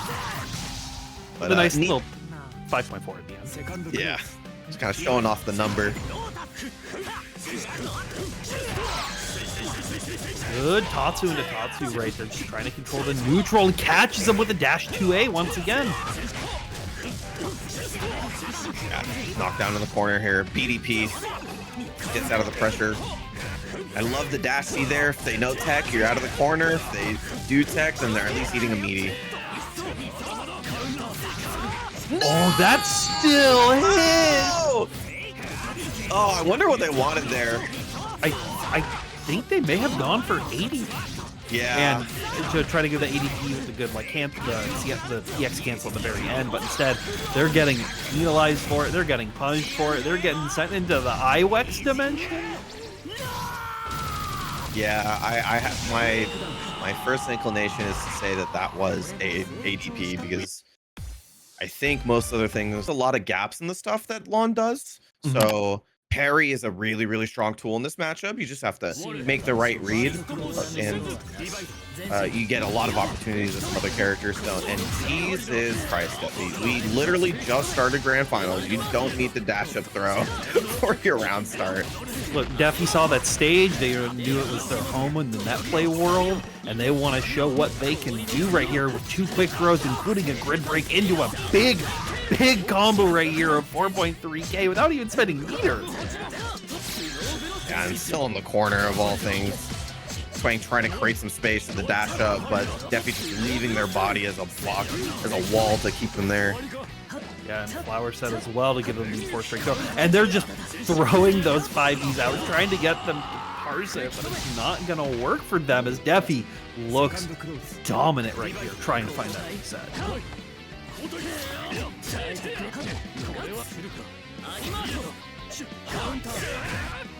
Nice. Good. Oh no. From the ender there and saw in the air that 5BB. Gonna put into work for Londrakia in a familiar situation in the previous round. Once again, just like the up back, like feinting these ice storms, right? Not wanting to do anything, but Twang not gonna allow that to get them. Just hit him with the classic beat tops into IW. That does 42-33. We all know that well.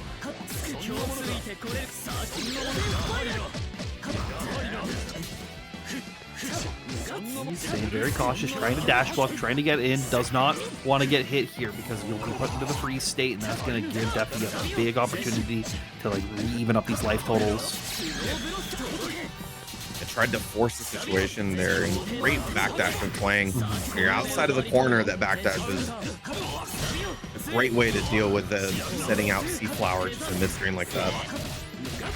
But still, unfortunately, gets opened up, but can't finish their full plate right here, so Ice Rain gonna come out, gonna lock him down, but a great run-up TA challenge here from Twang. Yeah, good presence of mind from both players, actually. Defi recognized that the beat Tatsu was coming, so tried to go for the Ice Rain, and then Twang had the CS ready to respond once he saw that Defi went into the air. Good solid damage knockdown right here. Catches him with the 2A, but not able to find the full conversion. They were looking for that run-up throw after a little strike right there. Great dash up throw after. The pretty common thing for people to do to have CS is to shield afterwards because they expect the button with the plus frames after throw tech situations. So Twang making a great read and throwing Defi back in the corner, but Defi gets a nice hit here and has a lot of control in this situation and gets rid of the CS from Twang, pretty much using it for nothing. Keeping it going right here. So should CDO just wants to try to go for a kill right here, but not dead yet. Gives him one more opportunity right here. Just keep these plus streams going. Twang will use the guard thrust to get out, but you'll get TRM'd right at the very end. Yeah, it's one of the things I love watching at the highest level is disarming CS, because we just understand that it's such a good tool for flipping pressure, and it makes it so that people can't sort of they can't overextend, right? Because otherwise they'll get CS and punished. And one of the things that Defi did right there is basically just kind of wait until Twang used it, because they expected that, oh, they don't know what's happening, so they're gonna CS and try to, you know, assess the situation. And once they did that, they basically restarted their pressure once again. Great reaction air throw right there, recognizing that Defi kept wanting to go for the J3C, J3Bs, and just constantly, you know, like be poking him right there. But instead, air throw leads into one bad situation. It leads back into a good one right here.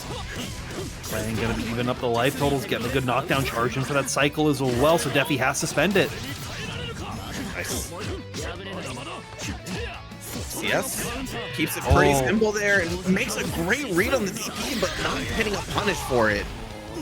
Yeah, it was just slightly too far out to find the full punish that they were looking for right there. So. It's gonna work out great. Ice Storm gonna close. Parry will connect though, right at that distance. The couple little pokes out of the 5B right there, giving Twang enough time to react. See, Fireball keeps their turn right at the beginning, techs out as well, and now finds a 2A! The dash of 2A reading the back dash. When you find that right moment, it's so sick. Threw him out of the corner though? Yeah, I mean, probably because they were holding back and trying to respond to Defi jumping forward, they accidentally 4AD'd. So he's gonna whiff right there, which gives Defi a chance to come out of the corner. Twang wanted to immediately shield whatever was coming and got grid broken for it. That's to hold this damage, hold this pressure, and hold the loss of the cycle for a long time. Oh, there you go. Throw back into the corner this time. Great position to be in. Defi doesn't get the opportunity to use CS, and Twang gonna tie up the game count 1-1. And that's what I was mentioning before. That you're the mind games that it comes around using CS on wake up or not on wake up, or to assess the situation or not to. And sometimes you just have to go in and just press those buttons and try to convince the opponent later on, like, hey, you better use this on wake up, otherwise you're not going to get the chance to use it at all. Yeah, and it's one of those things that is so like it's that bell curve, right? It's the CS every wake up. I can't CS on wake up. CS every wake up, because you have to try to use it whenever you can. If your opponent's going to just threaten you or then not even allow you to use it at all. Yeah. One of the things also for Akatsuki specifically is that Akatsuki has 2-2A, which is a 5-frame ADP that you can cancel. And then so when you don't see a red miss of anything, being able to use that 5-frame to basically beat out almost anything except for high committal, you know, invincible reversals is a great way to just be like, okay, even if you didn't do anything, I can still take my turn back. Did you see that cross up? Did you see that cross? Huh? That was crazy right there. Twang though not letting that interaction get to them like it got to me, keeping it these life totals a little bit more even and keeping the pressure down. A lot of shields coming from Defi. We're gonna see if Twang wants to swift over into going for throw, but instead we're finding another big combo. Yeah, once again, no red miss, so still committed to a 5-frame move there. Understanding that they're gonna have to use something a little bit more risky if they want to beat that. Oh, Twang tried to go for up back air throw and it didn't work, so Defi was able to be spaced out in a range that they liked on the ground to steal this round back. Yeah, it looked kind of rough there towards the end. Like, it was like, you saw like Twang have it, but then that one throw tech situation, just like spaced them out, and Defi was really able to regain control of a lot of it. So Twang looking for something to try to keep this going forward, but right now Defi, look at how strong as they did in that first round, spaced out of the VO with the 5B on it. Dash in, dash back out, see the VO. It's a nice and easy punish for Londrakia with the 5BB starter, and we're gonna cash out on this one. Yeah, spend all that like meter while you can, because you have the CS as well, but you know, even if it wasn't so late into it, guaranteeing that VO timer goes away from Twang and one more throw to put Defi now at reset point.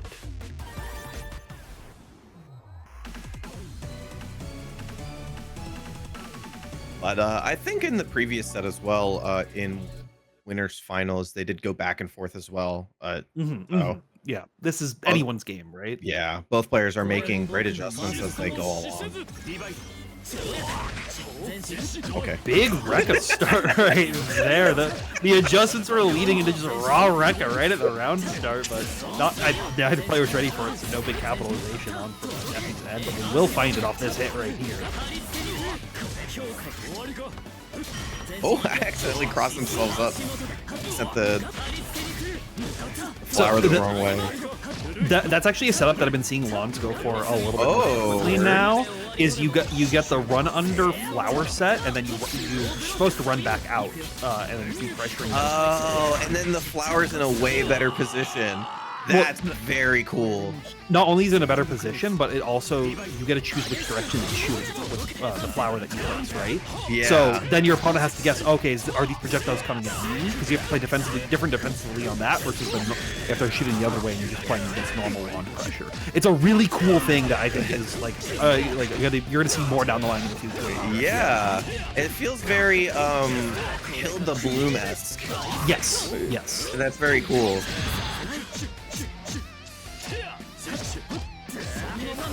Oh, good press out as Twang found another good hit. Finds a big counter hit, but no hit confirmed. Was not fully ready for it. Oh, catches the back dash with the big boot. And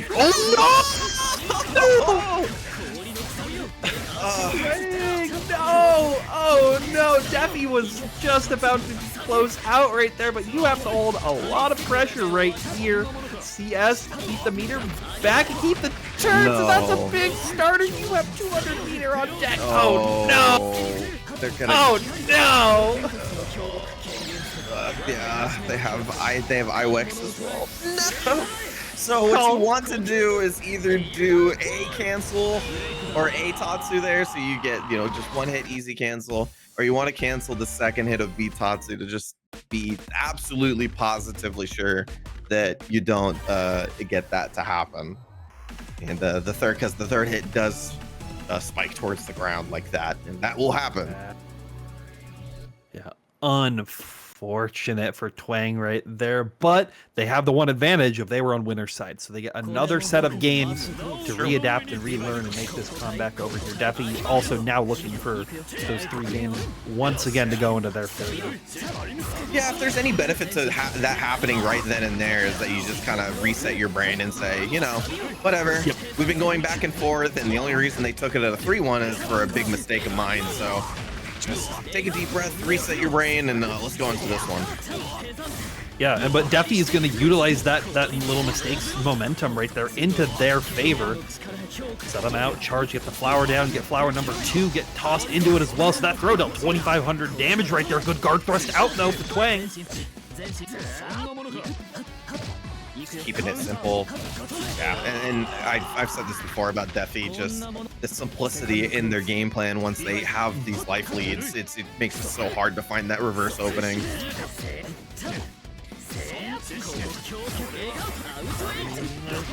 Oh, okay, yeah, good blocks right there. Able to recognize the minus frames and get a 2A punish.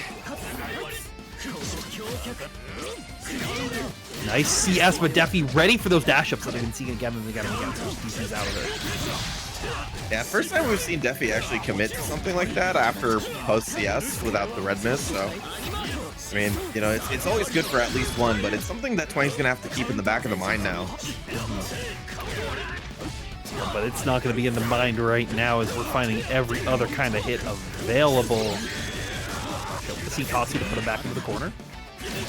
Oh, it didn't confirm the 2A, unfortunately, and Defi immediately starts moving as soon as they recognize it. That has happened so much for Twang in these games. They've been finding these like meaties that have been working out, but then not getting the not like prepping themselves to hit confirm out of those, expecting to like go for staggers. It probably means that Twang was probably looking for like a VO or something like that, the 2A low committal, and maybe looking for somebody to be pressing either guard thrust or VO towards in that situation. And just Defi, when recognizing that or seeing that Twang wants to look for that, trying to be responsive as soon as possible and taking advantage. Oh, but that big counter hit a Tatsu starter. Fireball ADP CS. We've seen that happen a couple times for Twang. Clearly they want to be using it to keep mixing them up, and they'll use that momentum forward, taking the first game in the reset. Yeah, I mentioned it for the post CS situation, or in general, but like just in general, like if you ever want to control and expect basically to beat everything except for committal buttons, like, you know, invincible reversals, that ADP into C Fireball is just so good. It's just immediate plus frames, and you know almost definitely that you're going to be able to take advantage of the situation afterwards. Definitely going to take advantage of this situation right here, finding a good early hit over here against Twang. But we've seen these go back into Twang's favor, so it'll have to be up to Defi to keep the pressure going right here with these great throws that have been coming out so far, but a good 5A press right there, staggered out just enough to catch a free. Yeah, gonna be in a good position here, especially with CS just coming their way, or Vorpal, I should say. Yes, yep. Very love it. Recognize that they kind of hit in a weird situation and just gotta reset the situation, or reset with CS, and cleans up the round there. Okay, the pressure up right there, and now Defi like recognizing how much that Twang wants to be going for throw as they're that close, and doing a couple of different things in their bag of tricks to constantly keep them on their toes. What they can be doing right here.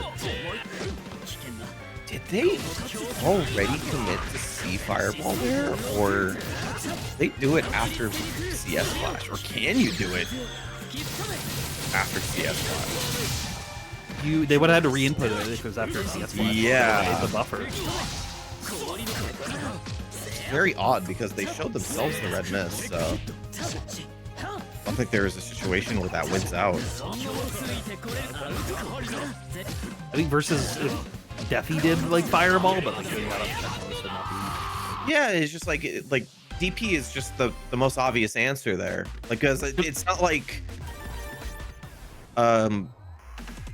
Lond has like a 3C like Seth or Hyde do, right? They can't just like go for a more valuable punish in that situation. Unless I'm missing something with one of their normals that has some sort of like really good anti-air priority that gives them like a huge damage.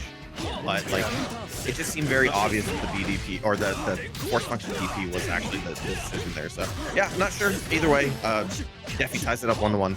Yeah, but Twang's not letting that situation get to them. They clearly had an idea in mind and are knowing allowed to shake it out, as they've been allowing this pressure to be just built up again and again and again, trying to catch these shields where they can. Defi with a late VO works great.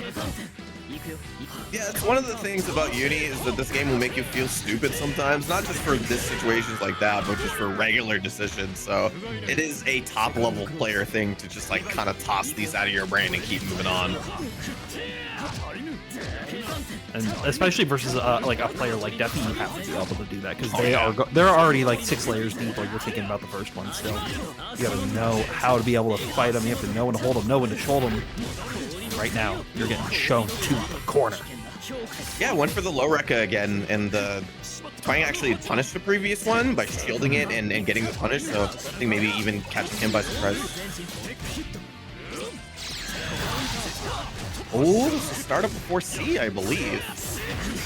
Got eaten up by the EX Fireball, backdashing for their life away from this Akatsuki. Yeah, 4C, one of those tools that's usually pretty good against what a lot of the playing have been doing, but the call out of 60 being very, very smart right here. Immediate CS, just trying to allow the situation to be reset to neutral, not give Defi any kind of scramble. Great position to be in. I hate that roll. It doesn't look like anything's happening, but Twang on recognizing it perfectly. It's going to take the game up 2-1. Yeah, sort of the reverse of the last situation we had right now with Twang being up on it. Hopefully this doesn't mean Defi has an unfortunate combo drop into Twang getting the victory from that. But we'll have to see what happens in what could be the last game of the night. If not, it's the second to last. Or third to last. Third to last, yeah. Yeah, the Twang in a really good position though, and it's playing super difficult. I am really impressed with how difficult they're making it for Defi to get these openings and to continue their pressure after they do even. They went to Japan, they got to play against the players over there, and they got that power up, right? Being able to use some of those UNI2 skill sets for those players who are very, very crazy over. Yeah, I mean, I think one of the highlights of Japanese play is definitely that they'll throw you for a loop sometimes, and yeah, that could definitely harden you quite a bit if you're playing against a player like Defi who plays so fundamentally strong. All right, keeping it going right now. Good CS off the negative situation.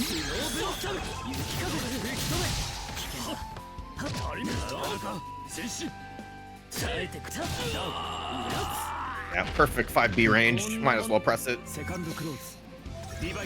Value on that normal, absolutely insane. Okay, great from there, right? Defi, like, I think has been really recognizing more and more Twang's habits of when they want to be aggressive in round start, when they want to be passive, and it's just going for the exact opposite to really trying to punish them for it. Or C, but no follow-up. Twang's staying put very well here, not letting the pressure get to them. Staggering out constantly, but Twang willing to block, willing to just try to keep the cycle into their hand, but the dash throw gonna be what they need.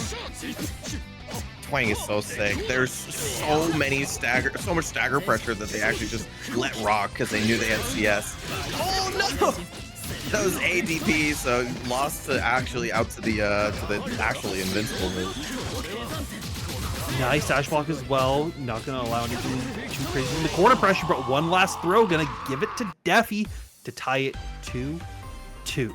Man, it's hard for me to like give somebody praise when they lost the round because that was so sick. Defi was looking for something like a VO or something so freaking long. Right, like so many like 4A staggers, just like not going committal because and just still like afterwards, like Defi's like doesn't matter, you know, all of this didn't work. It's still so fundamentally sound that they just cleaned it up afterwards, and another 5BB, you know and love it, and it starts off the round here in this final game. Well, to see what Twang can do against this, because right now they were trying to throw, but Defi has been already prepared for what Twang has been doing with the table. They gotta unlock some new hidden talent to get out of this, because right now they're just getting tossed out yet again. Flower forces the shield, give me those plus frames, give me the little overhead. And now you got all of this. You gotta hold this round. Yeah, gonna be able to super if they need it, but they do not, and that is going to be tournament point for Defi. Yeah, with a perfect as well, so that's great momentum, but Twang gotta lock in right here with the big J6C, gonna knock them back down to the corner as well. We'll spend that meter to guarantee these good knockdowns, guarantee that extra damage where they can, and it's, once again, it's another of these stagger hits that have been working for Twang. Try to respond 100 for 100, and Defi won't mind since they were in VO, so it's gonna go to waste anyway if they didn't find a use for it.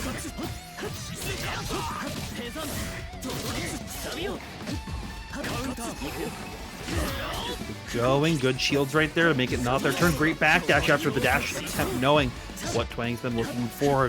Green shield gonna not get punished. The little delay in the cancel. Atatsu is a huge win here. The grid break throw is also big for Defi.